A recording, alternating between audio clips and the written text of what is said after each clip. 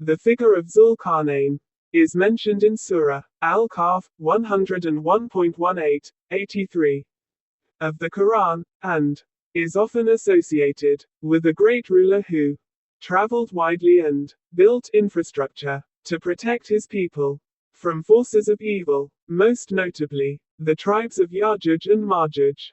While the name Zul-Qarnain literally means the two-horned one, the identity of Zul-Qarnain has been a subject of much scholarly debate and interpretation. The Quran doesn't explicitly name him, leading to different theories about who he might have been. 1. The Quranic story of Zul-Qarnain. The story of Zul-Qarnain is mentioned in Surah Al-Kahf 18:83.101.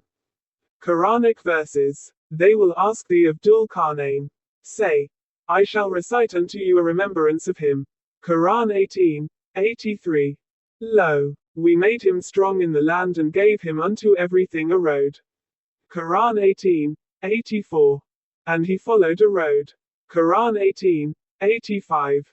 Till, when he reached the setting place of the sun, he found it setting in a muddy spring, and found a people thereabout.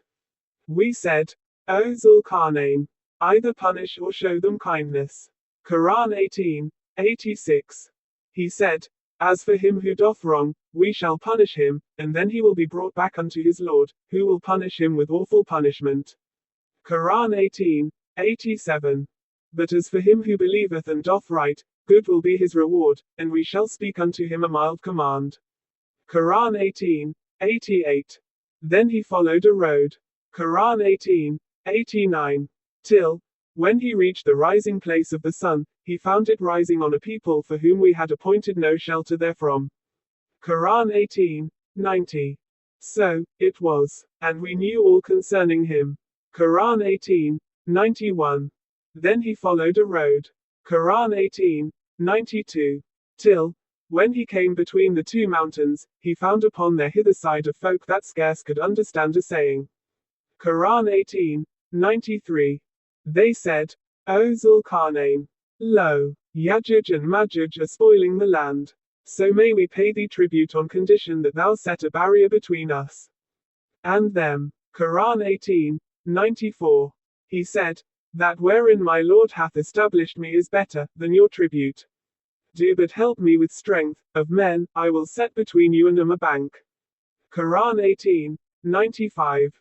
Give me pieces of iron till, when he had leveled up the gap between the cliffs, he said, Blow, till, when he had made it a fire, he said, Bring me molten copper to pour thereon. Quran 18:96. And Yajuj and Majuj were not able to surmount, nor could they pierce it. Quran 18:97. He said, This is a mercy from my Lord, but when the promise of my Lord cometh to pass, he will lay it low, for the promise of my Lord is true. Quran 18:98. And on that day we shall let some of them surge against others, and the trumpet will be blown. Then we shall gather them together in one gathering. Quran 18:99. On that day we shall present hell to the disbelievers, plain to view. Quran 18:100. Those whose eyes were hoodwinked from my reminder, and who could not bear to hear. Quran 18:101.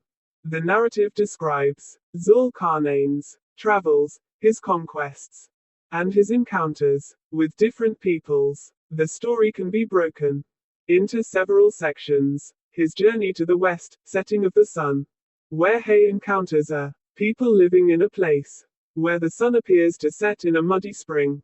His journey to the east, rising of the sun, where he finds a people who have no shelter from the sun. His journey between two mountains, where he encounters the tribes of Yajuj and Majuj and builds a barrier to prevent their harm. 2. Interpretations by classical tafsir exegesis. Different tafsirs have offered various interpretations of the identity of Zul-Qarnain and his actions. Here are a few key ones. Tafsir of Ibn Kathir. Ibn Kathir, renowned classical scholars of tafsir, says that Zul-Qarnain was a just ruler who was granted immense power by Allah. According to Ibn Kathir, Zul-Qarnain could have been Alexander the Great or Cyrus the Great, though he leans more towards the interpretation of him being a different figure because the Quran describes him as a devoted believer who followed divine guidance in his governance, while the historical Alexander the Great is not typically associated with such piety. In his tafsir, Ibn Kathir highlights the justice of Zul-Qarnain, who helped people in need and defended them against forces of evil. When he encounters the Yajuj and Majuj, he does not engage them in battle but instead builds a strong wall, a dam, to contain them, showing his wisdom and restraint. Tafsir of Al-Qurtubi. Al-Qurtubi, in his tafsir, also discusses the moral lessons from the story of Zul-Qarnain. He emphasizes the importance of a ruler using his power for good and fairness, as Zul-Qarnain does in his interactions with the different people he meets. Al-Qurtubi notes that the Quran doesn't dwell on Zul-Qarnain's identity, focusing instead on his righteous actions and the lessons to be learned from them. He concludes that Zul-Qarnain's encounters reflect divine wisdom and guidance. Tafsir of Al-Tabari. Al-Tabari suggests that the identity of Zul-Qarnain is a matter of mystery, and does not make a definitive claim. He describes Zul-Qarnain's travels and the construction of the wall against Yajuj and Majuj, noting that Zul-Qarnain's interaction with these people emphasizes the role of leadership in preventing harm and upholding justice. Al-Tabari also mentions that Zul-Qarnain's actions are meant to teach the importance of not abusing power but using it for the common good. 3. Hadiths related to Zul-Qarnain. There are a few hadiths that touch on the story of Zul-Qarnain, although they do not provide much information beyond what is already in the Quran. Here are some hadith narrated by Abu Hurairah, Sahih Muslim. The Prophet Muhammad, peace be upon him, mentions that the story of Zul-Qarnain, his journeys, and his building of the wall to contain Yajuj and Majuj is part of the signs of the coming of the Day of Judgment. Hadith in Sahih al-Bukhari. The Prophet Muhammad, peace be upon him, is reported to have spoken about the descent of Isa, Jesus, at the time when Yajuj and Majuj will break through the barrier. In the Quran, the wall built to stop Yajuj and Majuj was constructed by Zul-Qarnain, a righteous ruler and conqueror. The wall was made from melted iron sheets and covered in copper. According to a hadith of Prophet Muhammad, Yajuj and Majuj try to dig under the wall every night to escape, but find it restored by God each morning. God will only allow the wall to collapse at the appointed time, freeing Yajuj and Majuj. Some traditions describe Yajuj and Majuj as appearing in large numbers in the northeast of the ancient world, then moving south toward Israel. They will drink the waters of the Tigris and Euphrates rivers or the Sea of Galilee, killing anyone in their path. When they run out of human targets, they will shoot at the sky in an attempt to destroy heaven.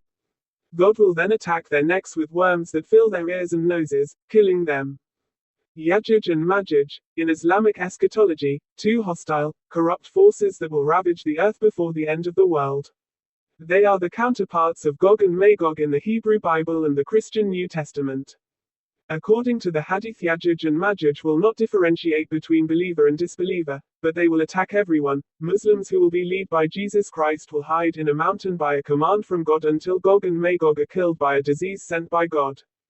They are mentioned in Surahs 18 and 21 of the Quran. According to the Quran, a certain people terrorized by Yajuj and Majuj induced Zul-Qarnain, a figure identified by some scholars as Alexander the Great and by others as either of the Persian kings Cyrus or Darius I, to construct between Yajuj and Majuj a great wall that neither could scale